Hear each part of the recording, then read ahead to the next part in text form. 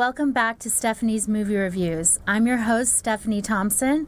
I'm a member of the Screen Actors Guild and AFTRA, a classically trained singer-songwriter, a vocal coach, and an actress. In this show, we review 4 categories of films: an action, family, drama, and comedy. In this segment, this is the 3rd segment of 4 segments, we're going to review a drama. And before we get to that, I just want you to know that if you're on social media right now, you can go to akexpertstv.com and you can check out all of our shows here that we have at WCOBM. We have Amy Kardashian and the Experts, we have World of Book Reviews with Judy Morio, and we have Stephanie's Movie Reviews. All of those shows are created, produced, and directed by Amy Kardashian. And they're all there on akexpertstv.com for you to watch 24/7. I'd also like to say big shout out to our sponsors, skinfitnesslv.com, skyvistaconsulting.com, and ev36photography.com. Thank you so much for your support. Well, I have special guests here with me. She was on our last segment, and she's back again, Corintha Turvalon. Hi. Hi again. Thank you. And she's the co-host on Guy Dawson's show here at WCOBM, right? Yes, absolutely. Yes. And she's chomping at the bit right now because she's dying to talk about this movie. The movie is, of course, 50 Shades Darker, the second in the series of the 50 Shades of Grey series. It is based on a book. Okay, it's 50 Shades of Grey. 50 Shades Darker is the second book by E.L. James. It's directed by James Foley.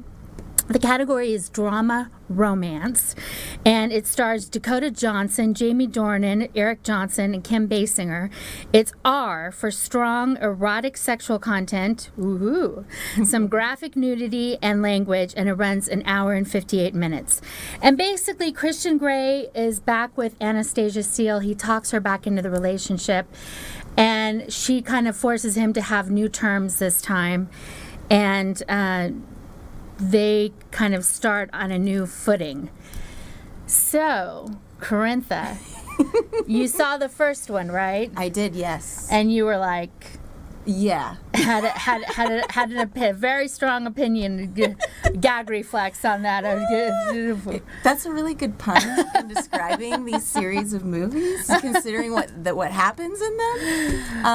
Yes, I had a very strong opinion. You know, I've always kind of taken issue with the first one and even the second one, and feeling that while Anastasia attempts to assert power in some sort of equality with Christian, she never really reaches it, I feel like. Yeah.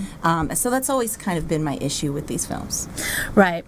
Well, the first one, I felt, after reading the first book, and then, you know, you want to see it as a woman, you want to see what's that going to look like on screen, you know?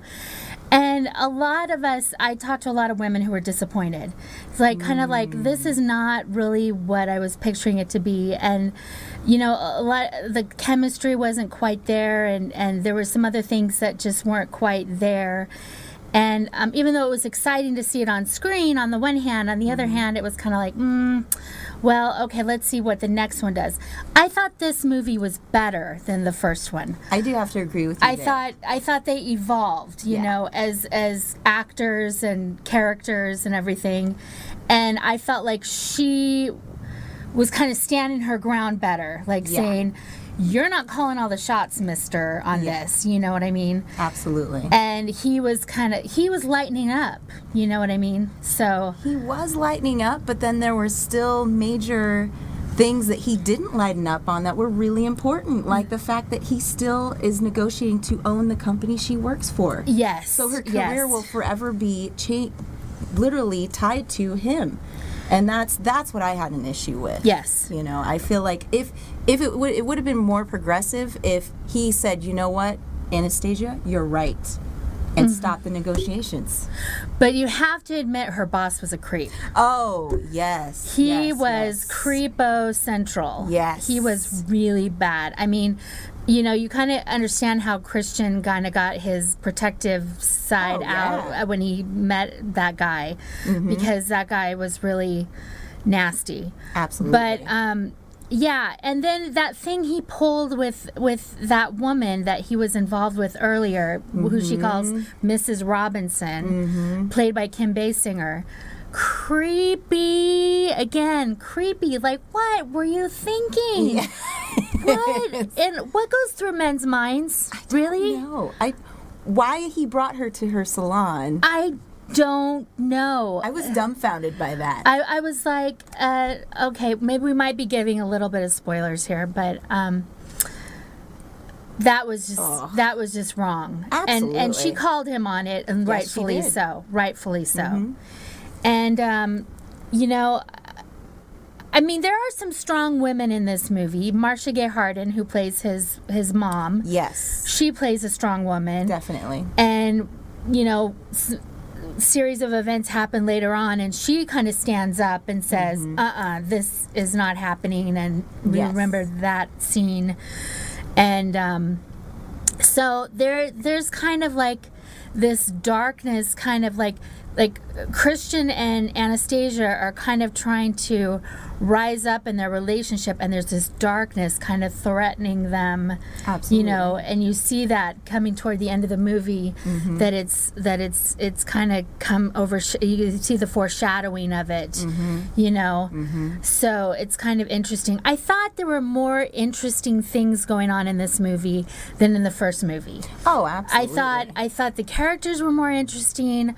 I thought that she was more interesting as a character specifically because she had some backbone. Yes. Yes. Right? She did. And she did. and she said what she wanted, and I respected that character more. I like the fact too that she would separate herself from him, knowing how much he wanted her there to Yes. explain things. And Yes. she even told him at one point, "No, I need my space to think." Yes. And I was like, "Thank you." That to me is a realistic response when you're in the midst of strife or trouble with the person that you love. You know. Yes. Yeah. Yes. So. She had her moments. Yes. I'm not saying that she was, like the first movie. She wasn't like the dance, like, oh, and I'm so overwhelmed, and he's a billionaire, and yeah. Yeah. So. It was definitely different in terms of, I do feel like she did negotiate some different terms for their relationship in this particular movie. Yeah. And the fact that, I'm not going to give the ending away. Right. If you've read the books, you know exactly what's going to happen. Right. But it does seem to me that their relationship evolves. But it just, for me, I've always taken issue with the fact that socioeconomically he still has control of her life. Yes. That was a big caveat for me that I just could not get over. Okay. Yeah. Okay. So, 50 Shades Darker. It's in the theaters now. I gave it 4 popcorns. I thought that everything that the book had, it had in the movie, but I thought that the characters were more evolved. I thought it was a better movie than the first one, and I thought it held my attention throughout. The content, it was uniform throughout. I thought it was a well-done movie for the genre it is and for the fantasy that it is. Because it's fantasy, right? Oh, yeah. It's not reality. No. As much as you might want to think about having a billionaire sweep you off your feet like that, it's not most of our reality anyway. So anyway, Can that be our reality? On that note, Corintha, thank you so much for joining me again on my show. Absolutely. I really appreciated having you, and I hope I'd have you again. For sure. Okay. I'll be back. Okay, great. And thank you again, and we'll see you in just a few moments.